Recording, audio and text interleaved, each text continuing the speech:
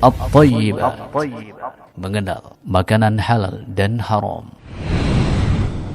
قال الله تعالى في كتابه الكريم يا أيها الذين آمنوا كلوا من طيبات ما رزقناكم واشكروا لله إن كنتم إياه تعبدون إنما حرم عليكم الميتة والدم ولحم الخنزير وما أهل به لغير الله فمن اضطر غير باغ ولا عاد فلا إثم عليه إن الله غفور رحيم.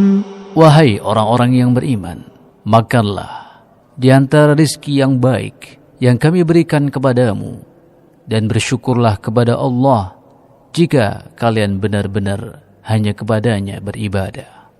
Sesungguhnya Allah mengharamkan untuk kalian bangkai, darah, daging babi, dan binatang yang ketika disembelih disebut nama selain Allah. Tetapi barang siapa dalam keadaan terpaksa memakannya, sedangkan dia tidak menginginkannya, tidak pula melampaui batas, maka tidak ada dosa baginya. Sesungguhnya Allah Maha Pengampun lagi Maha Penyayang.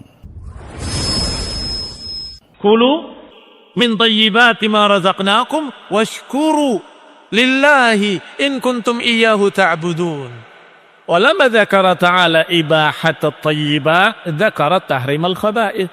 Dan hikmah Allah Subhanahu wa taala, balaghatul Quran, bagusnya Al-Quran, kalamullah, ucapan Allah, setiap menyebutkan tentang tayyibat, makanlah yang baik-baik, kemudian Allah peringatkan dari yang jelek-jelek. Kulu min tayyibati ma razaqnakum, makanlah dari rezeki yang baik-baik yang kami berikan pada kalian. Banyak tayyibat, banyak. Kemudian diperingatkan dari sebaliknya, jangan makanan yang haram, yang busuk, yang khaba'ith. Allah sebutkan pada ayat berikutnya langsung, innama harrama alaikumul maitah, sesungguhnya hanya saja yang diharamkan pada kalian, yang khabith, yang dilarang kalian makannya, hanya al-maitata wad-dama wa lahmal khinzir wa ma uhilla bihi li ghairillah. Disebutkan 4 oleh Allah Subhanahu wa taala. Bangkai, darah yang memancar, daging babi, dan apa yang dipersembahkan untuk selain Allah Subhanahu wa taala. Sebagian para ulama menafsirkan bahwa ini ketika turun ayat ini hanya 4. Maka ini namanya dikatakan harfu hasrin, yang mengurung. Tetapi jangan seperti mereka para pengingkar sunnah, menganggap innama harfu hasrin, hanya saja yang diharamkan hanya ini, maka yang lain tidak haram. Sehingga mereka menghalalkan anjing, menghalalkan kucing. Rasulullah SAW yang paling paham tentang ayat Al-Quran. Rasulullah SAW menyatakan tentang haramnya beberapa perkara yang belum disebutkan dalam Al-Quran.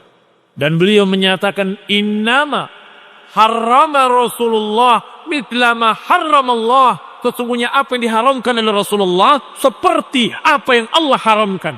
Dan itu bukan menyamakan Rasul dengan Allah, bukan. Tetapi menunjukkan bahwa Rasul utusan Allah, maka ucapannya dari Allah. Innahu la yantiqu 'anil hawa. Beliau tidak berbicara dari hawa nafsu. In huwa illa wahyun yuh.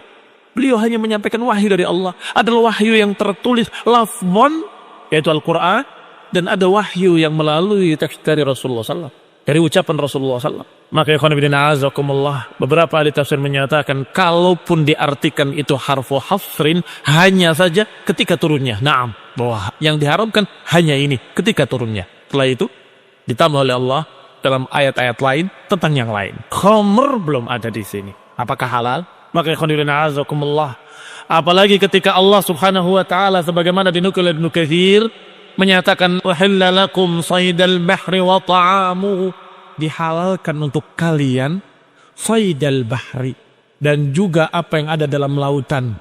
Ternyata ditafsirkan oleh Rasulullah SAW bahwa al-bahr tahuru ma'uhu wal hillu maitatuhu, suci airnya dan halal bangkainya. Berarti tadi bangkai ada kekecualian, yaitu bangkai ikan tidak mengapa. Ketahuilah bahwa Rasulullah SAW mengharamkan seperti Allah mengharamkan. Karena Rasulullah SAW utusan Allah. berbicara dari Allah. La yantiqu 'anil hawa in huwa illa wahyun yuha. Tidak berbicara dari hawa nafsu melainkan wahyu yang diturunkan kepadanya. Dan disebutkan pula riwayatnya dengan sebabun nuzulnya, sebab turunnya. Sebelum Rasulullah berkata seperti itu, beliau menyatakan tentang keledai jinak haram.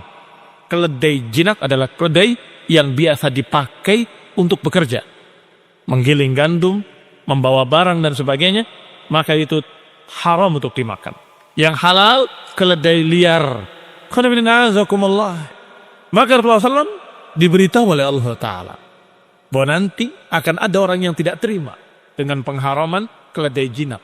Niscaya akan ada orang yang tidak terima dengan pengharaman zinab, binatang yang bertaring dari binatang buas seperti anjing, kucing dan sejenisnya.